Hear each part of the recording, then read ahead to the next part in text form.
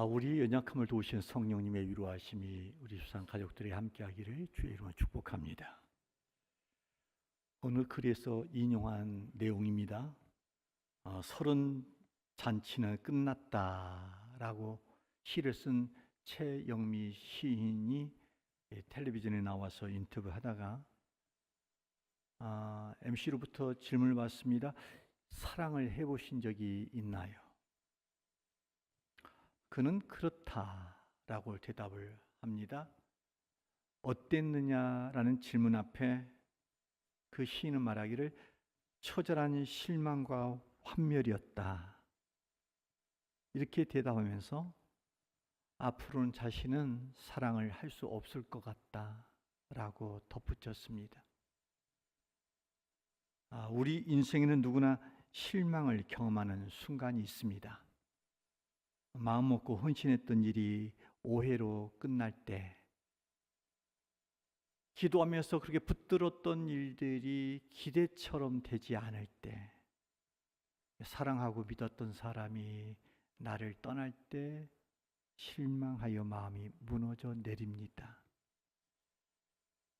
실망은 모든 사람의 문제입니다. 전혀 사람에 대해서 실망하지 않을 것 같은 목회자도 마찬가지입니다. 때론 목회자도 성도와의 관계 속에서 사역의 현장에서 크게 실망을 경험할 때가 있습니다.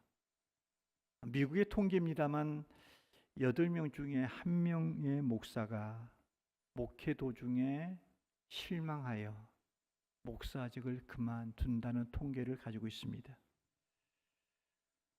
어떤 경우는 이 실망은 가볍게 넘어가기도 합니다. 그러나 어떤 경우는 실망의 깊이가 너무 깊고 그 정도가 심해서 그냥 주저앉고 맙니다. 크게 실망한 나머지 더 이상 사람을 믿을 수 없다. 사랑하지 못하겠다.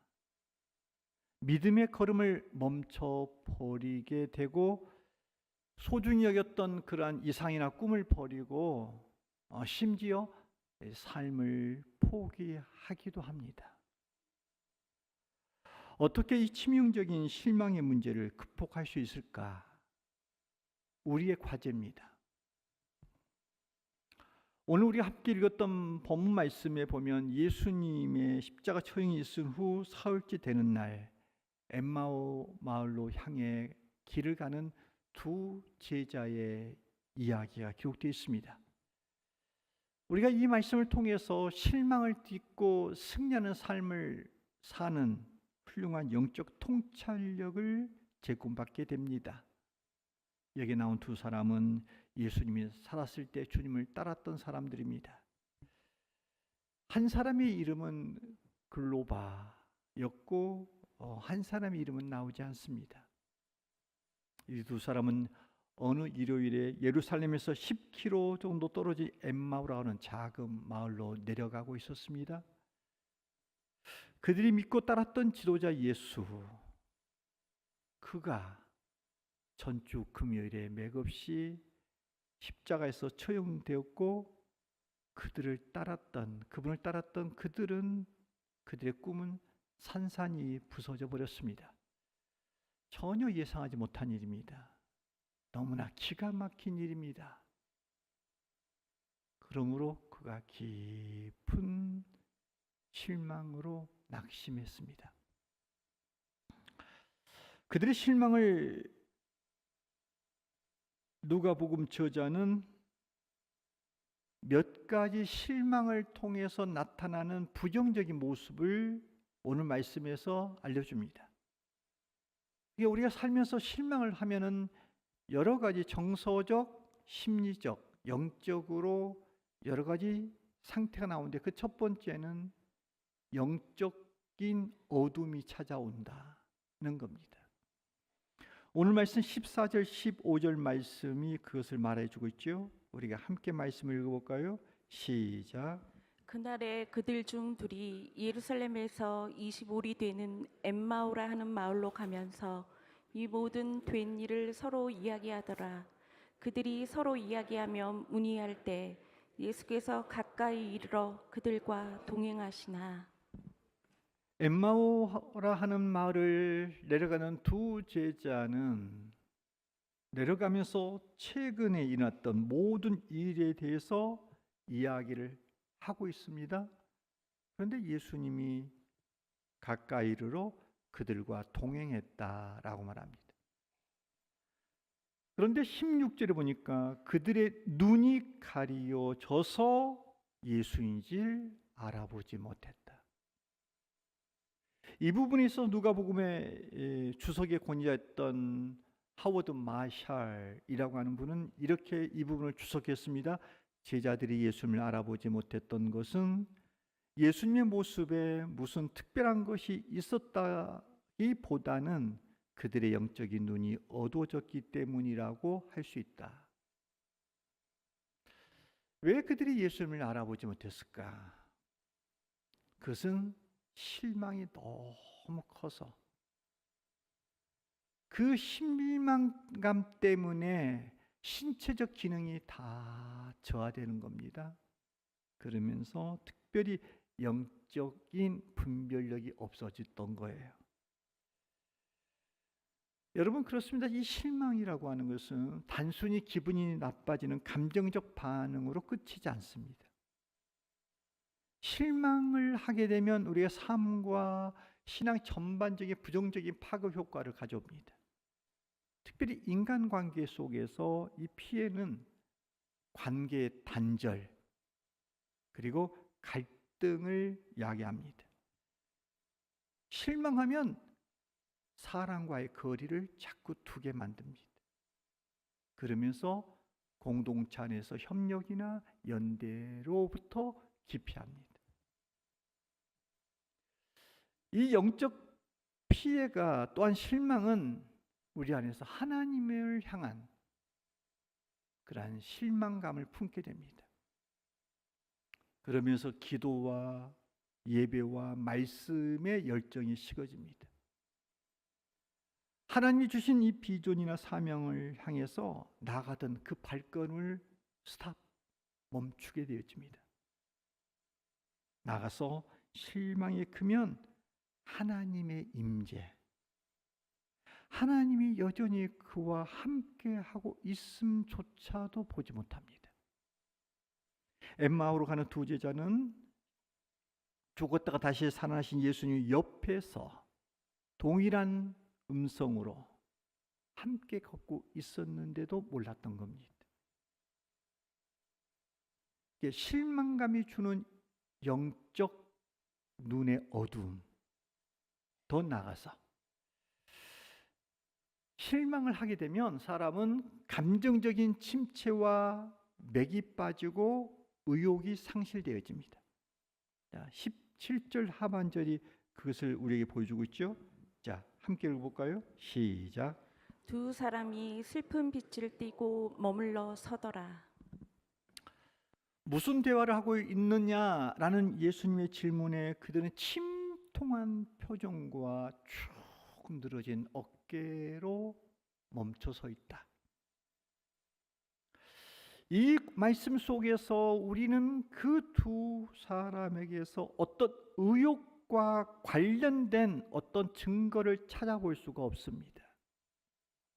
그들은 감정적으로 침체되어 있었고 침체된 그 감정은 그들의 육체의 상태를 악영향을 주었습니다.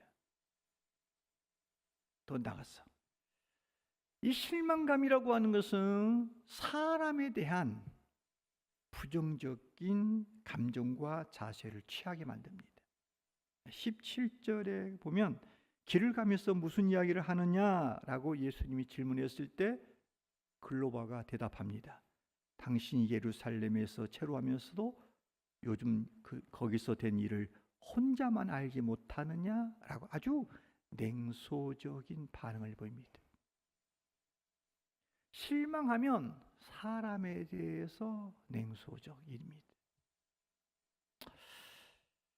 그리고 실망이 되어지면 부정적인 감정으로 사로잡혀서 이제는 진리마저도 그렇게 곡해하거나 부인하려고 합니다.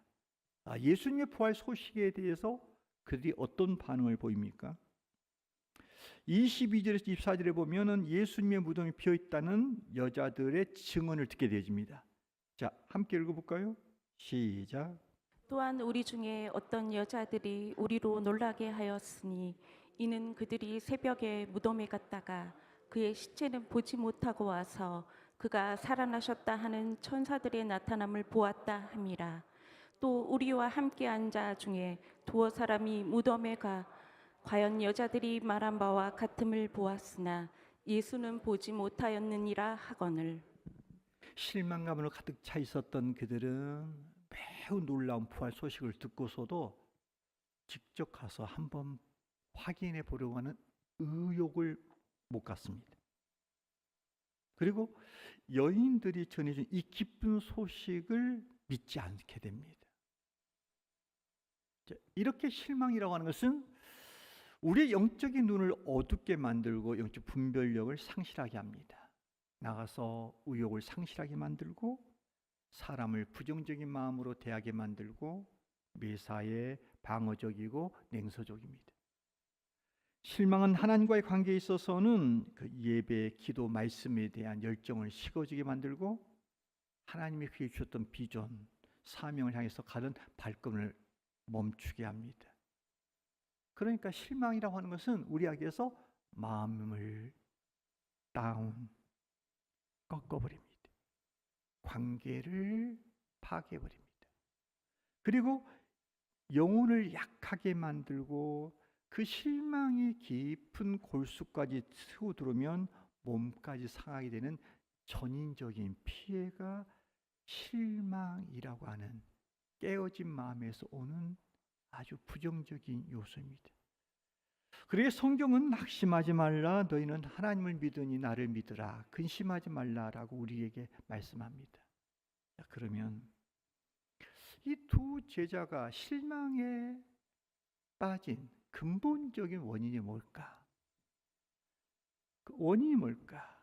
그것은 충족되지 못한 기대에서 온 겁니다. 기대를 했는데 충족되지 않을 때 사람은 그때 실망합니다. 오늘 21절 말씀 볼까요? 함께 읽습니다. 시작. 우리는 이 사람이 이스라엘을 속량할 자라고 바랐노라. 그들은 예수님이 이스라엘을 정치적으로 해방하실 분으로 바라봤다. 그렇게 의식을 가졌다, 기대했다. 로마의 폭정에서 민족을 풀어주고 가난에서 해방시켜 물질적인 풍요를 가져둘 정치적, 경제적 메시아로 그들은 기대했던 거예요. 그런데 예수님은 그들의 기대대로 바란 대로 해방은커녕 손 한번 써보지 못한 채 로마 총독 빌라도의 손에 무력하게 죽고 갑니다.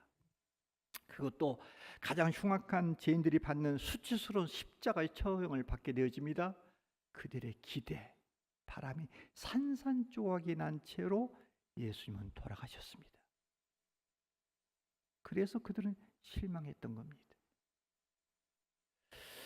이들의 예로 볼 수 있듯이 우리에게서 실망이 찾아들면 우리는 그 실망은 어디서 보편적으로 오냐면 기대하고 바라봤던 것들이 충족되지 않을 때 실망감을 찾아옵니다.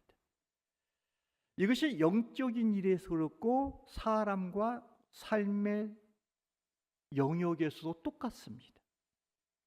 여러분, 신앙생활을 하다가도 우리 안에서 잘못된 기대가 있으면 이거 영적으로 굉장히 실망, 낙담합니다. 우리가 생각에 예수를 믿어서 무병장수하고 부귀영화를 누릴 것이라고 기대를 가지고 예수님을 따르면 그 사람은 반드시 실망합니다. 하나님이 나의 소원을 무조건 다 들어줄 거다, 이렇게 믿고 현세적, 일시적인 문제를 가지고 교회를 나왔을 때 그 심정과 그 기대를 가지고 예수를 믿으면 역시 실망할 것입니다. 무슨 거래를 하듯이 자기가 이만큼 시간을 들여서 섬기고 헌신했으니 하나님도 그에 상응하는 보답을 해 줄 거다라고 기대하며 신앙생활을 할 것 같으면 그 사람 역시 실망하게 될 것입니다. 목사와 교회가 자기들이 기대하고 바라는 대로 해줄 거라고 기대했는데 그것이 따라오지 못하면 역시 목회자를 보거나 성도와의 관계 속에서 실망합니다. 그래서 분당 만나교회 이 김병삼 목사님은 새가족 교육을 마칠 때 그분이 꼭 마지막 때 꼭 그 말을 빼놓지 않고 했다 그럽니다. 보통 이제 요즘 교회들이 수평적인 이동이 많거든요. 이쪽에서 저쪽으로 옮겨가요.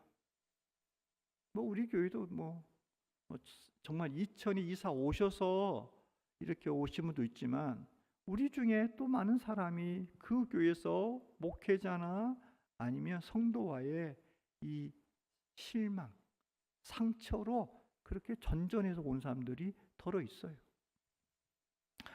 이 만나교회도 보면 대부분이 그런 사람들이 많다는 겁니다. 그런 사람들한테 그 담임 목사님이 이렇게 말합니다.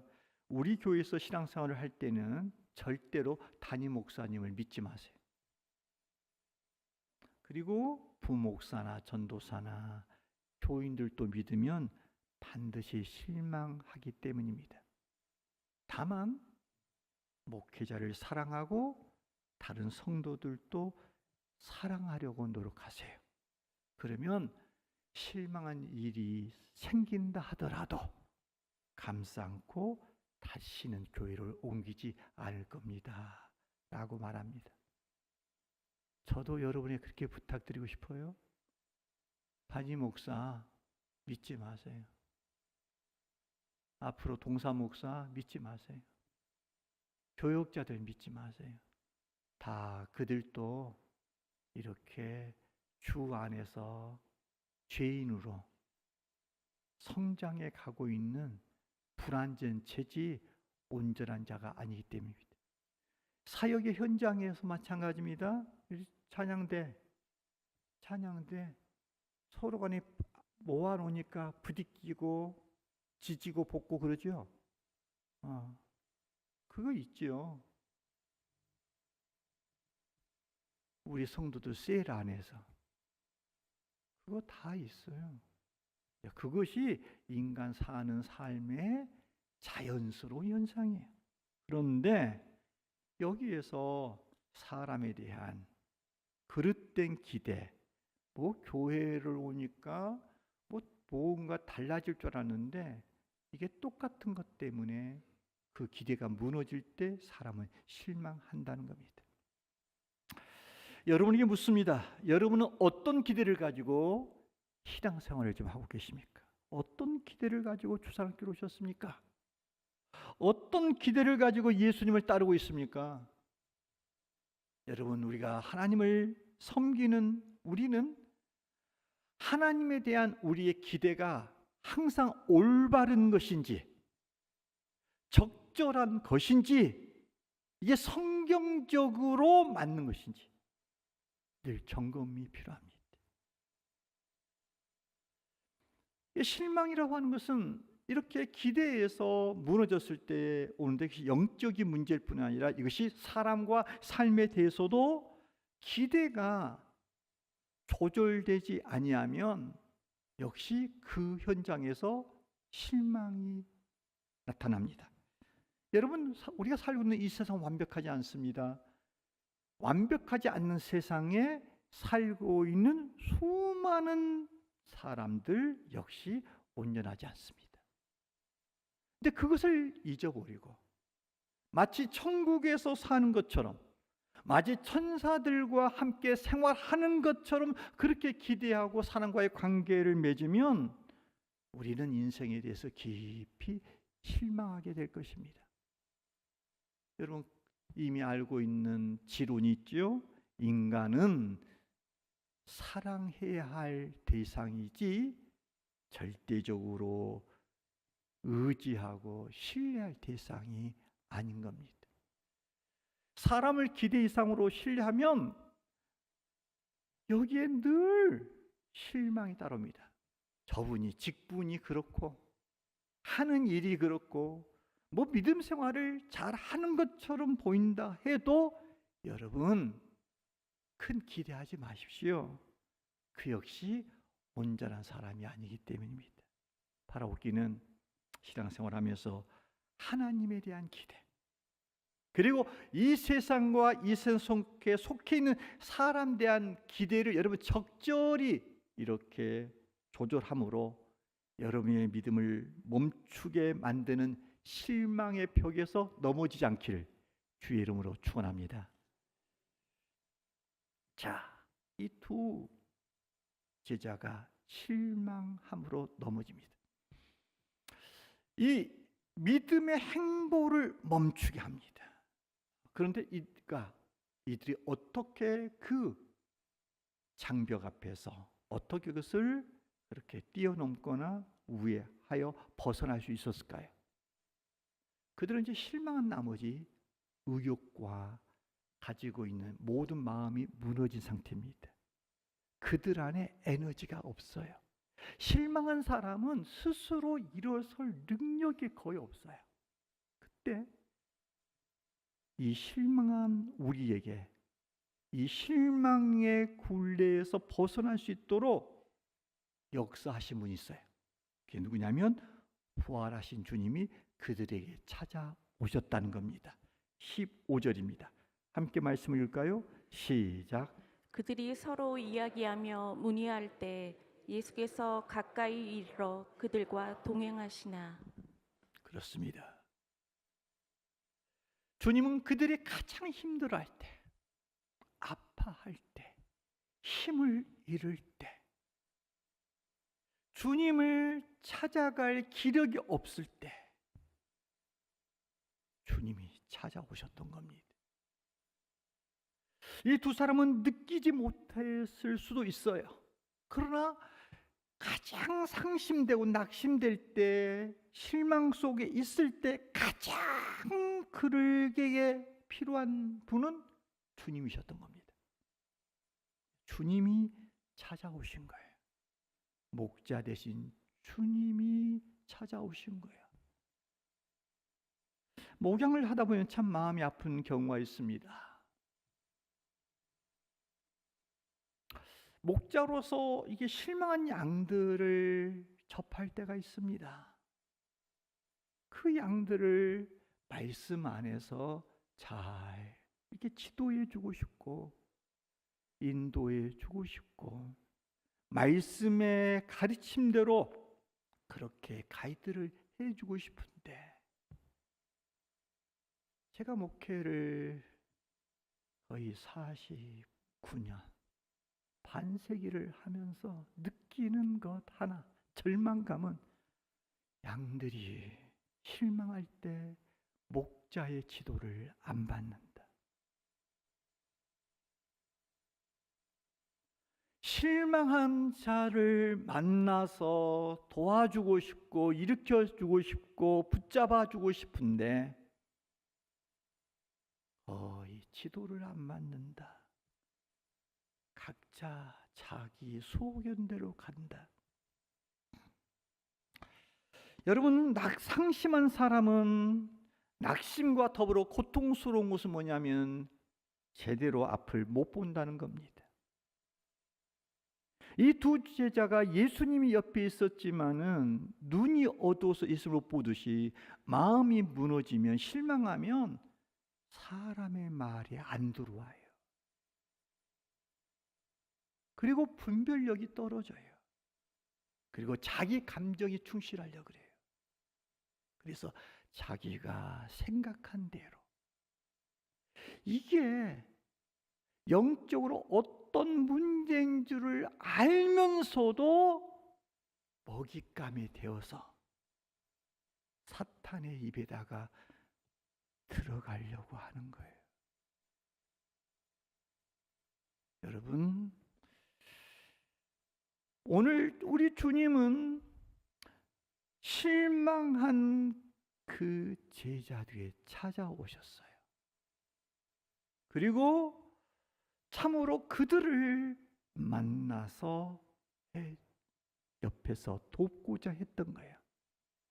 따라서 여러분들이 신앙생활을 하다가 이렇게 영적인 것이나 관계 면에서나 어떤 삶에 있어서 사건에 있어서 실망감이 들었을 때 믿음의 사람이라고 한다면 이렇게 행복하셔야 됩니다.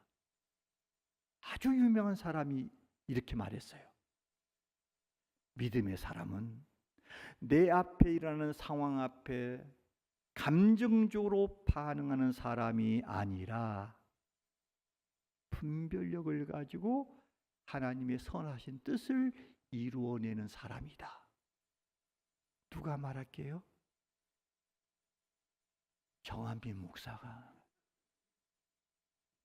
아주 유명한 말을 했어요. 받아 적으세요. 따라합시다. 믿음의 사람은 내 앞에 일어나는 상황 앞에서 감정적으로 반응하는 사람이 아니라 분별력을 가지고 하나님의 선하신 뜻을 이루어내는 사람이다. 여러분의 말이 되기를 바랍니다. 그렇습니다, 여러분. 따라서 실망 가운데 있을 때 우리가 주의해야 될 것은 감정적인 행보를 해서는 안 되는 겁니다. 실망할 때 우리 주님이 찾아오십니다. 연약한 가무에 우리의 모습을 보고 말할 수 없는 탄식으로 기도하셨던 성령님, 우리가 실망 가운데 있을 때 그분은 조용히 찾아오셔서 우리를 깨우칩니다. 그리고 우리가 말씀합니다. 그때 큰 소리가 아니라 조용하게 들려오는 주의 음성 앞에 분별력을 가지고 지혜롭게 행함으로 말미암아 여러분의 마음속과 삶 속에 찾아오는 실망으로부터 벗어나는 역사가 있기를 주의 이름으로 축원합니다. 이 실망을 가지고 그렇게 주님을 떠나 있는 이 제자들에게 주님이 오셔서 무슨 일을 행하십니까? 실망의 자리에서 벗어날 수 있는 딱 두 가지를 제시합니다. 첫째, 말씀으로 상황을 새롭게 해석해 하는 겁니다. 이게 무슨 뜻이냐면, 실망해서 주님을 떠난 두 사람에게 예수님은 친히 가서 그들과 함께 걸으면서 불신과 의심의 말을 하는 그들의 책망하며 다음과 같이 그들의 실망을 치유하기 시작합니다. 25절에서 27절까지 말씀입니다. 함께 읽습니다. 시작. 이르시되 미련하고 선지자들이 말한 모든 것을 마음에 더디 믿는 자들이여, 그리스도가 이런 고난을 받고 자기의 영광에 들어가야 할 것이 아니냐 하시고, 이에 모세와 모든 선지자의 글로 시작하여 모든 성경에 쓴 바 자기에 관한 것을 자세히 설명하시니라. 예수님은 그들의 이야기를 다 들으신 후 이렇게 말씀합니다. 25절 보니까 미련하고 선지자의 말을 마음에 더디 믿는 자들이요. 사람을 지도하는 데 있어서 리더는 그 사람이 실망하고 있을 때 무조건 어쭈 그랬어요. 아이고 잘하네. 얼마나 아프시겠어요. 이렇게 돼야 처방되는 게 아니에요. 우리 주님도 지금 실망한 사람에게 제자들에게 먼저 우리가 정신 차려 이것들아. 이 미련한 말합니다. 마음에 더디 믿는 자들이다. 미련해서 영적으로 우둔해서 너가 나를 따랐던 너가 이렇게 가냐라고 책망해요. 그러니까 하나님이 우리를 깨우시는 방법은 여러분들이 마음에 실망할 때 여러분의 의지대로 주관대로 여러분 감정대로 맨날 좋아서 아이고 그랬어 아이고 힘들겠다 아이고 이게 아니라고요. 진정한 깨우침은 말씀을 통하여 너가 지금 어떤 상태에 있느냐를 보여주면서 그를 돌이키려는 거예요. 그러면서 책망할 뿐 아니라 모세와 선지자의 모든 글들을 풀어주는 거예요. 그들은 상황을 보고 절망했지만 예수님의 말씀은 그 너희가 생각하는 그 상황은 우연이 아니야. 하나님의 아차한 실수가 아니야. 이것은 하나님의 오묘하신 계획과 뜻과 섭리 안에서 이루어진 일들이라는 거예요. 그러니까 예수 그리스도의 죽음이 실패가 아니라 하나님 실수가 아니라는 겁니다. 이것은 하나님이 미리 계획하시고 말씀을 통해서 계시한 바대로 하나님의 의중대로 진행되는 역사라는 겁니다. 여러분, 우리가 일상에서 실망하는 이유가 뭡니까? 말씀의 관점에서 상황과 사건을 분석하고 분별하고 해석하는 것이 아니라 상황만 바라보기 때문입니다. 저 사람이 내게 어떻게 했느냐, 이 말만 집중하는 거예요.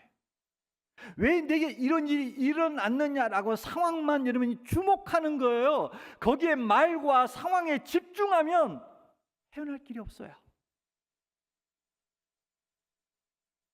우리를 인도하는 것은 내 시각이 아니에요.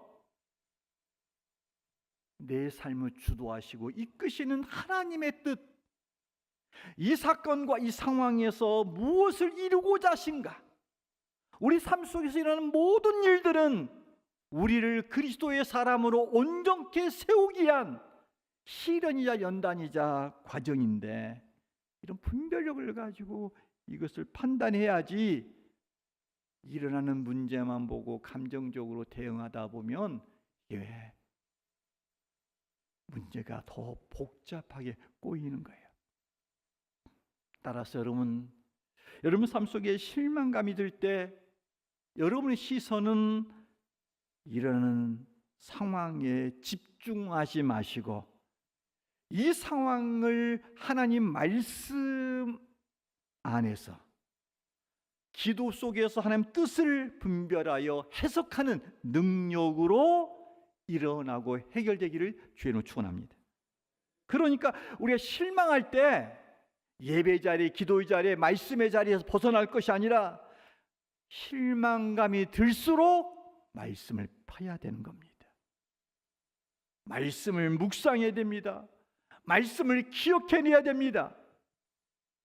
그래서 그 말씀이 살아있고 활력이 있어서 우리의 혼과 영과 관절과 골수를 찔러 쪼개면서 우리의 마음과 생각을 감찰하잖아요.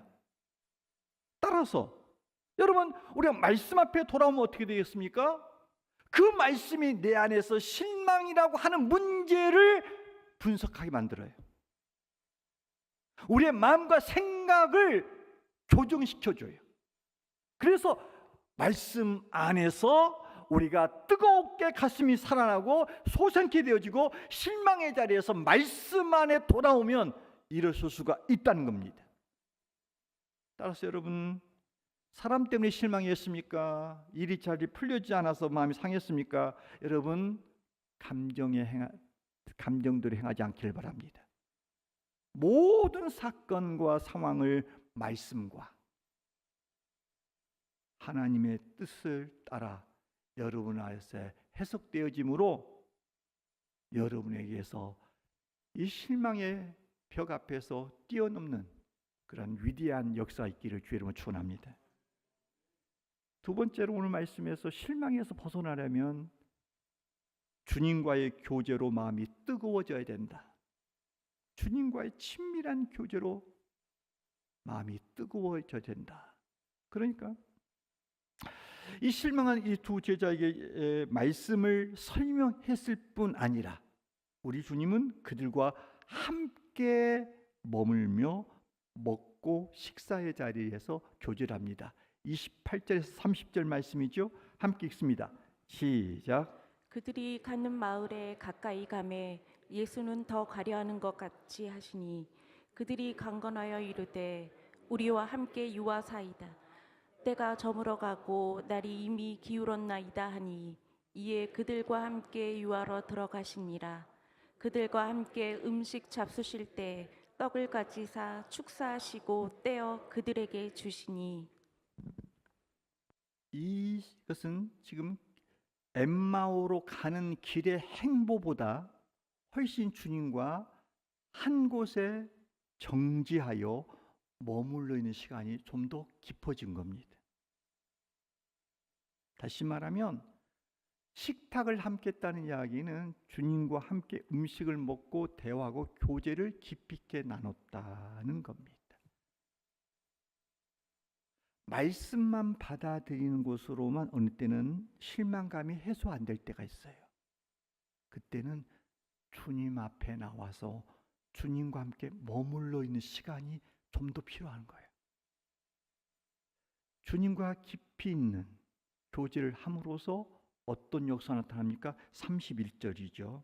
함께 읽어볼까요? 시작. 그들의 눈이 밝아져 그인 줄 알아보더니 예수는 그들에게 보이지 아니하시는지라. 눈이 열린 거예요. 눈이 열렸다. 그리고 32절 볼까요? 함께 읽습니다. 시작. 그래서 우리에게 말씀하시고 우리에게 성경을 풀어 주실 때 우리 속에서 마음이 뜨겁지 아니하더냐. 여러분, 실망은 우리를 좌절시켜요. 의욕을 꺾어버려요. 아무것도 못하게 만들어요. 그러나 실망한 상태에서 찾아오신 그 주님 앞에 주님과 깊은 교제 시간을 내서 밥도 먹듯이 대화를 하듯이 교제 시간을 좀 더 가지면 이 안에서 뭐요? 심령이 뜨거워져요.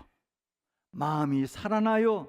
그러니까 그 속에서 영적인 시각이 회복되어지고 다시 주 안에서 꿈을 꿀 수 있게 해준다는 거예요. 사랑하는 여러분, 우리 주님이 찾아오신 그 주님은 십자가에서 죽으신 그 주님이 아닙니다. 그 주님은 부활하신 주님이십니다. 그분은 살아계신 주님이십니다. 그 주님이 우리에게 오셔서 볼지어다 내가 문 밖에서 두드리느니 누구든지 내 음성을 듣고 문을 열면 내가 그에게 들어가 그와 더불어 먹고 그는 나와 더불어 먹으리라고 주님이 우리에게 초청하고 있습니다. 주님이 우리에게 실망한 나에게 찾아오시고 있습니다. 성령 안에서 오셨고 그리스도의 영으로 우리에게 찾아오십니다. 여러분이 삶 속에서 실망감이 있을 때 사람과 머물러 있는 시간보다 주님과 함께 교제하는 시간이 많아지기를 주의로 축원합니다. 그러면 주님이 여러분에게 주님의 실체를 보게 하는 눈을 뜨게 하실 것이고 여러분 속에 무너졌던 기대와 소망을 다시 불러일으켜 줄 것이고 여러분 속에서 참으로 주의 능력으로 여러분을 일으켜 세워줄 줄로 믿습니다. 여러분 생각해 보십시오. 주님, 찾아오신 주님이 누구셨습니까? 부활하여 사망 권세를 이기신 주님이십니다. 그러기에 내 안에 찾아오신 주님은 능력의 주십니다. 그래서 지난주 수요일 날 참으로 이 찬양이 있더라고요. 능력의 이름 예수, 권능의 이름 예수, 모든 강력을 파하는 예수, 생명 되신 예수, 치유의 이름 예수, 용서의 이름 예수, 자유 주시는 그 이름 예수, 생명 되신 예수, 거룩한 이름 예수, 빛을 주시는 예수, 모든 이름 위에 뛰어난 예수, 생명 되신 예수. 여러분, 그 주님이 찾아오시면 내 안에 이 실망의 벽을 못 깨트리겠습니까? 실망에 무너진 우리 안에 어둠을 못 파헤치겠습니까?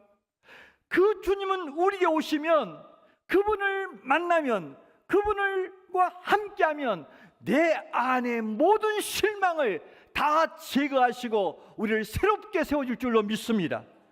그러면 여러분, 믿음의 걸음을 멈추게 하는 이 벽 앞에 실망할 것이 아니라, 오늘 말씀대로 감정대로 반응하는 것이 아니라 말씀으로 상황을 새롭게 해석하고 분별하시기를 주의 이름으로 축원합니다. 그리고 말씀과 기도와 예배 속에서 주님을 뜨겁게 만나시고 주님과 친밀한 교제로 다시 여러분의 믿음의 발걸음이 주저함 없이 더 나아갈 수 있는 은총이 여러분 삶 속에서 어떤 실망이 와도 헤쳐나가는 주사랑교회 성도들 되기를 주의 이름으로 축원합니다.